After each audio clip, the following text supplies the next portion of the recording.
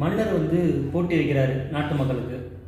என்னென்னு பார்த்தீங்கன்னா, இந்த கோட்டை கதவை வந்து திறக்கிறவங்களுக்கு நாட்டின் ஒரு பகுதியை எழுதி வைக்கிறேன் அப்படின்னு சொல்கிறாரு. அது இல்லாமல் ஒரு கண்டிஷனும் வந்து சொல்கிறாரு, நீ இது திறந்துட்டிங்கன்னா நாட்டோட ஒரு பகுதியை நான் வந்து எழுதி வச்சிருவேன், அப்படி திறக்கலை அப்படின்னா அந்த 2 கைகளும் நான் வெட்டி எரிஞ்சிடுவேன் அப்படின்னு சொல்லிடுறாரு. வெட்டி எரிஞ்சிடனே பாதி மக்கள் வந்து அதை முயற்சி எடுக்க பயப்படுறாங்க. ஒரு இளைஞன் மட்டும் முயற்சி எடுக்கிறதுக்கு முன்னாடி போகிறான். அப்போ வந்து இருக்கிற மக்கள் எல்லாருமே வந்து நீ போகாத, உன் கையை போயிடும் அப்படின்னு சொல்லி டிமோட்டிவேட் பண்ணிடுறாங்க.